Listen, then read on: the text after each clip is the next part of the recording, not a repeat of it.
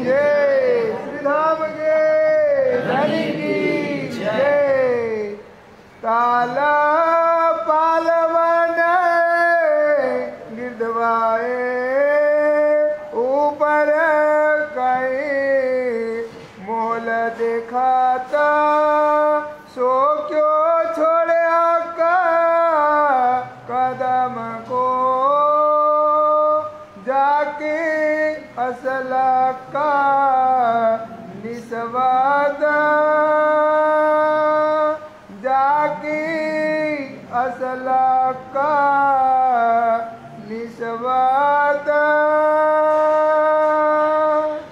शोभा चारो घाट की।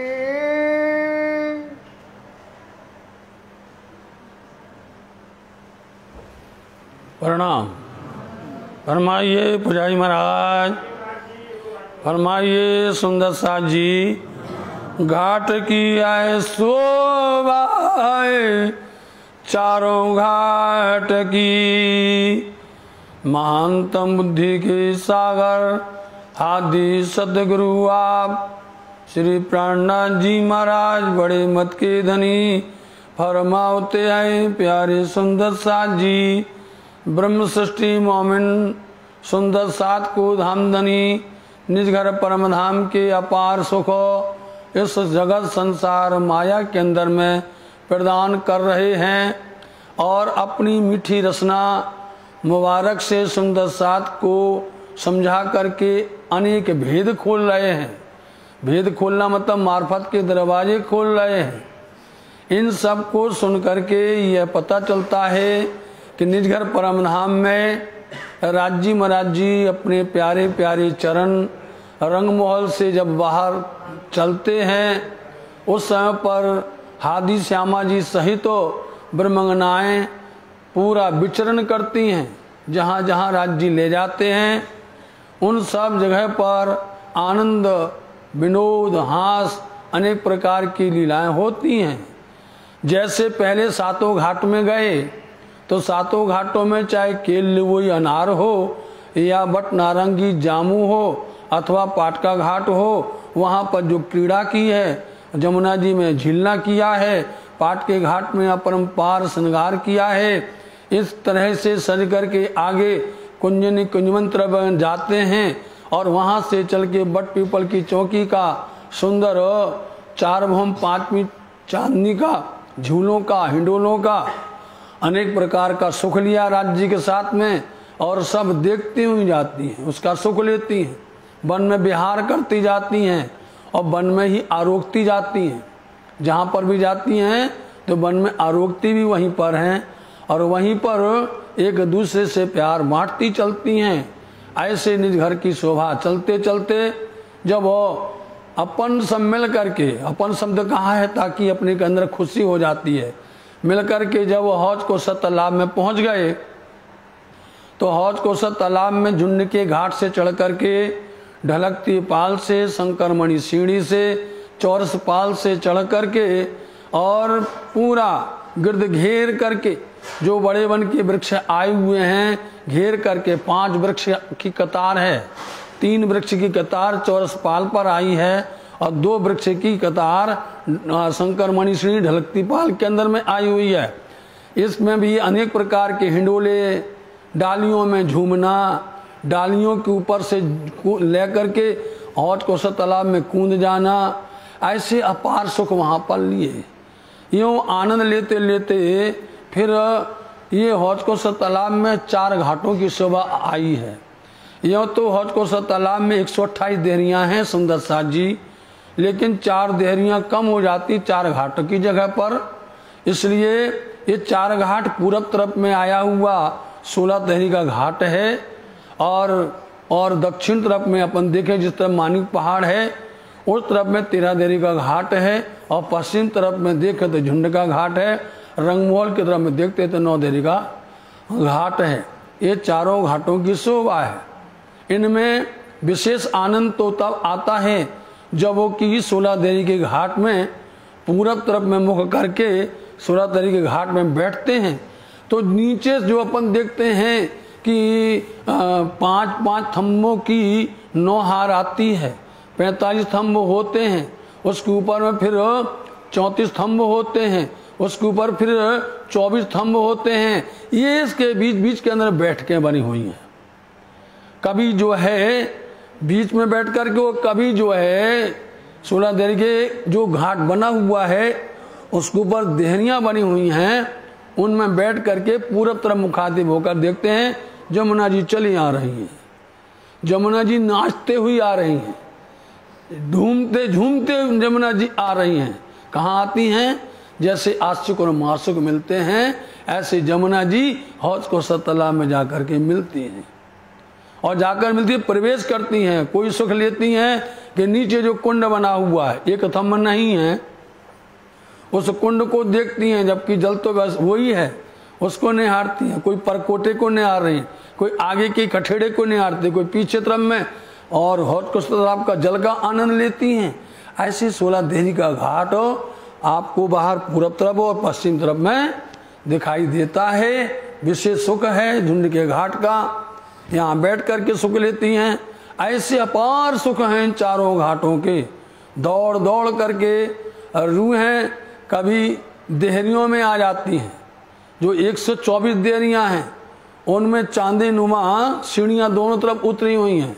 उतर करके कोई पाल के अंदर चली जाती है, और कोई जल की तरफ में आकर के जल की रोश में आकर के जल का सुख भी लेती है। ऐसा विशाल आनंद हौज कौसर तालाब के इन चारों घाटों का प्राप्त करती है। जीत जोय हो जा मिलत, जित हौज जोय मिलत। तो इस तरह से जहाँ पर हौज जो बोला है, जहाँ आकर के जमुना जी आकर के तालाब में, हौज कौसर तालाब में आकर के मिलती हैं, आकर के जोय मतलब जमुना जी, दोनों का मिलन होता है। और किस तरह से 16 देहरी के घाट के नीचे से चल करके जाती हैं जमुना जी, और जाकर के ताल में मिल जाती हैं। रूहे सुपने कदम न छोड़, जो कोई रूह आनंद लेने वाली है, वो सपने में भी इस समय के इस आनंद को वो नहीं छोड़ती हैं। कितनी लज्जत, कितना आनंद आता है जमुना जी का मिलन होना, जमुना जी के साथ में 16 देहरी का घाट का सुख लेना, उन घाट की सुख लेकर के इन तरह से कोई जो है पाल के अंदर में घुस जावे, ये सुख लेकर के रूहें कभी भी इस संसार में छोड़ती नहीं हैं। जाकी असल का निस्बत, जाकी असल जिन रूहों की राज्य महाराजी के साथ में संबंध है, निस्बत है, वो रूहें ऐसे इस हौज कौसर तालाब के सुख को, जमुना जी के मिलन को, वहाँ के आनंद को सपने में भी नहीं छोड़ती। ये जो कहे मेहराब, ये जो कही मेहराब, अब इनमें मेहराब का मतलब होता है कि जो 16 देहरी के घाट में जो मेहराबें आई हुई हैं, कौन सी मेहराबें?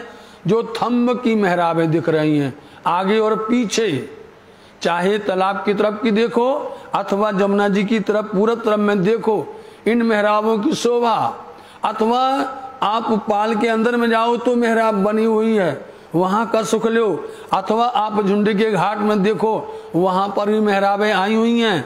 और हम तो विशेष करके अपने यहाँ के सुंदर साथ को बताया करते हैं, यदि झुंड घाट की शोभा को देखना है तो आप महारानी जी मंदिर जाते हैं तो जो नगार खाना लिखा हुआ है उसको देख लो आप, उसकी बनावट उसी तरह की दिखाई देती है, कैसे चबूतरा बना है, दरवाज़ा बना है, उसमें किस तरह से 16 दीवारें आई हुई हैं, एक एक दीवार किस तरह से, और वहाँ ये पत्थर की दीवार नहीं है, परमधाम में कभी सोचना नहीं कि पत्थर, वहाँ तो नूरानी नूर है, ऐसे वृक्षों की दीवारें बनी हुई हैं उनका, इसलिए ये लज्जत आनंद चाहे मेहराबों का, उनको तोरण भी कहते हैं, गुजराती भाषा में तोरण कहा जाता है, चाहे तोरण कहो चाहे मेहराब कहो, इसका सुख बतावें या घाटों का सुख बतावें, पाल की चौरस पाल की ऊपर को देखें या पाल के अंदर में पोली पाल को देखें, एवं सुख को कहाँ तक बखान करें। घाटो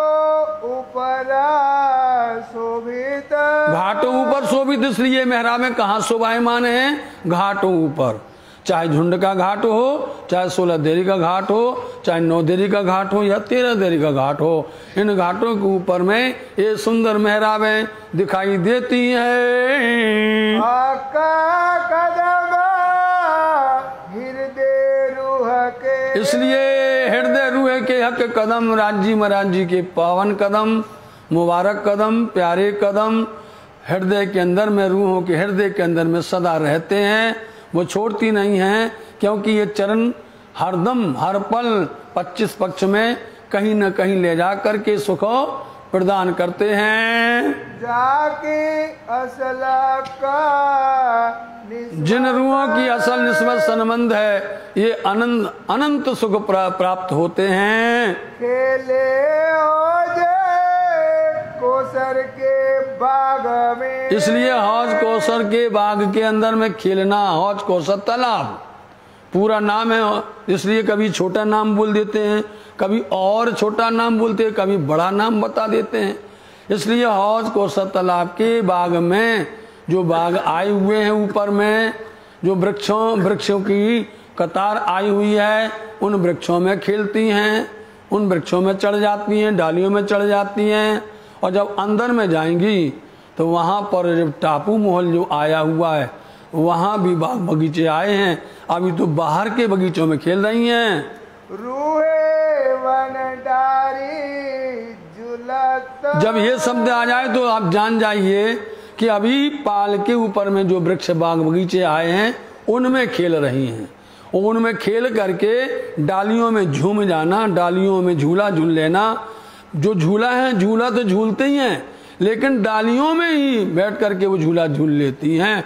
इस तरह से क्यों कहूँ सुख ऐसे, आका चरण सुपने ना छोड़। श्री इंद्रावती जी कहती हैं, इस तरह के सुख को पाकर, इस समय के आनंद को पा करके ये रूहें सपने में भी धनी के पावन चरण को कभी भी नहीं छोड़ती हैं। जाकी जिन रूहों की असल निस्बत संबंध अपने धनी के साथ में है, वो रूहें सपने में भी नहीं छोड़ती हैं। खेले टापू के गुरज में, अब वही है हौज कौसर तालाब के अंदर में बीच में टापू महल आया हुआ है।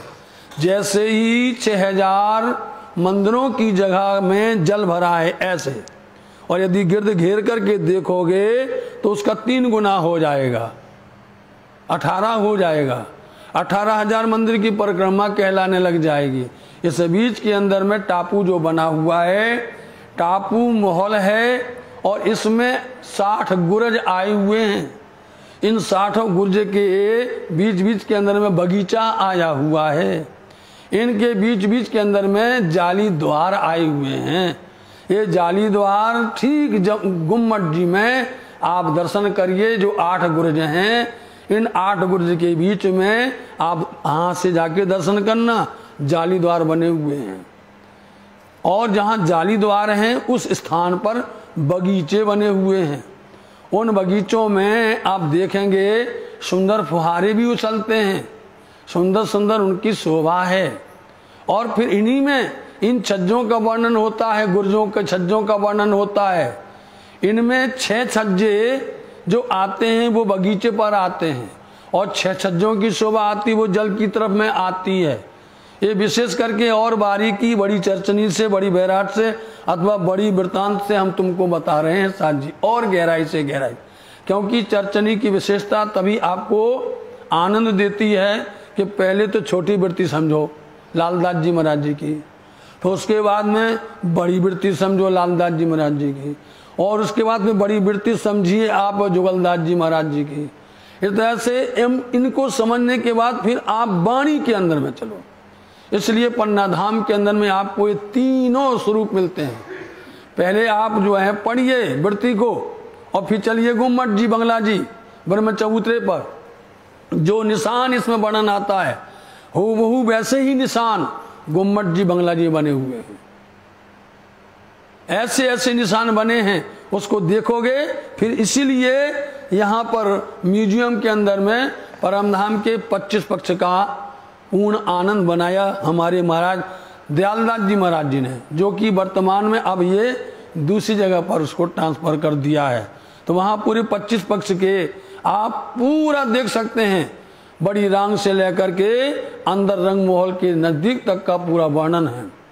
तो जब आप ये समझेंगे, आप बाहर चर्चनी सीखेंगे, सीखने में आपको हो सकता है लंबा समय लग जाए, लेकिन पन्ना धाम के अंदर में आप उससे भी कई जल्दी समय पर आप सीख सकते हैं, क्योंकि यहाँ प्रत्यक्ष प्रमाण सहित आपको यहाँ देखने को मिलता है। इसलिए आपको हमने थोड़ा नज़ारा बताया है कि जैसे गुम्मट जी के गुर्ज हैं, ऐसे ही गुर्ज आए हैं। फर्क इतना है, ये गुर्ज के ऊपर में ढके हुए हैं, गुम्मट गोल बने हुए हैं, और उसके अंदर में खुला हुआ है। इसलिए खुले होने की वजह से उस चांदनी पर, किसी भी गुर्ज की चांदनी पर राज्य श्यामा जी और रूहें आकर के बैठ जाती हैं। उनके सुंदर परकोटे हैं, जिसको आप जो है कोट बोला करते हैं, ऐसे कठेड़ा जिनको कहा जाता है, ऐसे सुंदर। इसलिए इसमें आप चलिए और इन गुर्जों का आनंद, जिसका वर्णन स्वयं यहाँ पर जब झीलना होते हैं गुम्मट जी के अंदर में, और चतुर्दशी के झीलना होते हैं, उस दिन में विशेष करके गाया जाता है, बनो ताल के बीच में चारों तरफों जल। समझे? इस तरह से यहाँ ताल के बीच में टापू महल आया है, टापू महल की तरह से गुर्ज आए हुए हैं। उन गुर्ज के ऊपर में चांदनी में अथवा बाग बगीचों में आकर के रूहें खेलती हैं, और चारों तरफ जल भरा हुआ है। सब रूहें धनी के साथ में मिल करके जाती हैं। अब जल में जाना है, वहाँ टापू में जाना है, तो चाहे वो बेतरनी जहाज होवे, चाहे वो जो किसी भी तरह से आप इच्छाचारी आ जाती हैं, या जल के जीव होते हैं, जल के जीव आके वहाँ पर खड़े हो जाते हैं, और वो खुद कहते हैं कि आप हमारे पर आकर के बैठिए, बोलो आप। वो इतने स्वागत करते हैं और लेकर के जाते हैं, टापू तक लेके जाते हैं। जहाँ पर भी जल की शोभा है, वहाँ जल के जीव हैं, और जल के जीव वहाँ की शोभा बढ़ाते हैं, और वो भी सेवा खुशामद करते हैं। ऐसा नहीं कि खूब खुशहाली सेवा करती हैं, वहाँ कई परिचारिकाएं हैं। इच्छा आप करो, वो इच्छा पूरी हो जाएगी, कई सेविकाएं आपके सामने खड़ी होकर के पूरी शोभा बढ़ाई। ये वहाँ की राज्य महाराज जी की विशेष सुंदर सात ब्रह्मषष्ठी के ऊपर में कृपा होती है। इस तरह क्यों कहें, ऐसे हौज को तालाब के बीच में टापू महल में चल करके आप लज्जत लीजिए, आनंद लीजिए, और धामधनी का साथ मत छोड़िए, जिनकी निस्बत है जाए झरोखे बैठा था। और जाए झरोखे बैठा था, जाकर के आप उन गुर्जों में जाकर के बैठिए आप, और गुर्जों में से झरोखों में से झांकिए। और झरोखे एक प्रकार के नहीं होते हैं, झरोखे की डिजाइन उनका एक सा नहीं होता है, अलग अलग प्रकार का होता है। उन अलग अलग प्रकार के में एक झरोखा देखो, बंगला जी में ये दिख रहा है झरोखा, उसके नीचे बना पर्दा पड़ी तो दिख नहीं रहा है, उसकी बनावट यहाँ पर है। एक झरोखा आप देखो तो बंगला जी के नीचे उतर करके देखोगे, एक झरोखा यहाँ पर, एक झरोखे की डिजाइन आपको कमान दरवाजे दिखाई देगी, और झरोखा का देखना हो तो कोने पर बना हुआ है। अपने को तो हर जगह पर परम धाम दिखाई देता है। सुंदर साथ जी, अपन तो जहां पर बजावे, हमें तो ये देखना है कि परम धाम का निशान कैसा है, परम धाम के निशान हमें कहाँ पर दिखाई देते हैं। इसलिए झरोखों में बैठो और बैठ करके याद करो कि यहाँ हम आप गाएंगे आता ना कि जित झांकत है हम तुम बैठ करके झांकते देखते हैं, दूर दूर की दृष्टि लगा करके जो राज्य महाराज जी नज़ारा दिखाते हैं, ऐसे बैठ करके जल को देखते, घाटों को देखते, पाल को देखते, वन बगीचों को देखते, और भी नजर आया तो दूर दूर तक का दिखाई देता है। सो क्यों रहे कदम बिना, सो क्यों रहे कदम बिना। इतना सुख मिल रहा है मात्र यहाँ इस सुनने से। तो ये रूहें अपने धनी के चरण के बिना वो कैसे रह सकती हैं, जिनको पल पल राज्य महाराज जी इतना मेहर बरसाते हैं। जाकी असल हक जिनकी वास्तव में राज्य महाराज जी से निस्बत संबंध है, वो कैसे रहने वाली है। खेले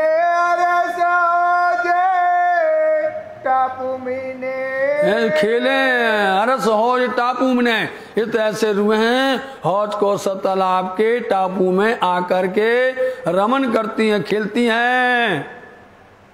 पीछे चले गए लगता है।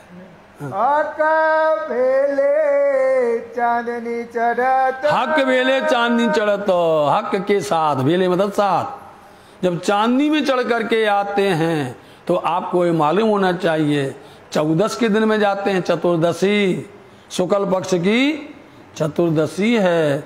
इसलिए ये चतुर्दशी विशेष करके, चतुर्दशी का महान व्याख्या तो ये है कि तीनों स्वरूपों का प्रकटन इसी चतुर्दशी पर होता है, तीनों का, चाहे बसरी हो, चाहे मलकी हो, चाहे हक्की हो। इसलिए उस 14वीं की चांद को जो मोहम्मद साहब ने दर्शन करवाया है, वो लोग उसको कहते हैं 14वीं का चांद, लेकिन महिमा नहीं जानते। महिमा यहाँ पर है, इस वाणी में है, उसकी अंतर का रहस्य इस वाणी में। इसलिए उस 14वीं की चांद को देखने के लिए, उसका नज़ारा देखने के लिए, और खुली चांदनी पर बैठ करके धामधनी बैठे हैं और गिर्द घेर करके कुर्सियों में रूहें बैठती हैं, उसका नज़ारा तो विशेष आनंद है। कैसे कहें सुख को, रूहे क्यों रहे इन कदम बिना। इसलिए ये रूहें, अब हम आपको एक प्रमाण बताते हैं।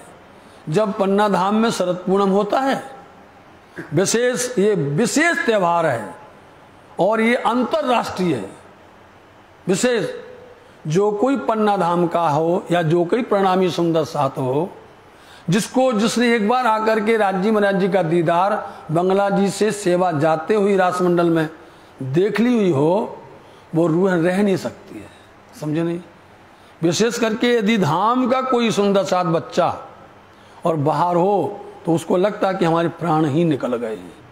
वो यदि यहाँ पर ना होवे तो उसका शरीर मुर्दा के समान पड़ा है बाहर, उसकी आत्मा यहाँ आ जाती है। क्यों रहे? उस समय पर उसको लगता है कि हम यहाँ क्यों हैं। हमें तो इस समय पर धनी के दर्शन करना चाहिए, रास पूर्णम का दर्शन करना चाहिए, रासमंडल का दर्शन करना चाहिए। यही हमें याद आया करता है। जब ये वर्णन सुनते हैं तो हमें भी लगता है कि परमधाम की ऐसे नज़ारा, जिनका सुख हमें साक्षात धामधनी इंद्रावती जी के मुबारक जुमा से याद करवाते हैं, हम क्यों रहें उसके बिना। हमसे सहन नहीं होता है, हम जुदा नहीं रह सकते हैं, क्योंकि हमारी निस्बत धामधनी से है। जाकी असल हक निस्बत, जाकी असल हक निस्बत, जिनका निस्बत है वो एक पल भी धनी से जुदा नहीं रह सकती है। जाकी असल हक निस्बत, जाकी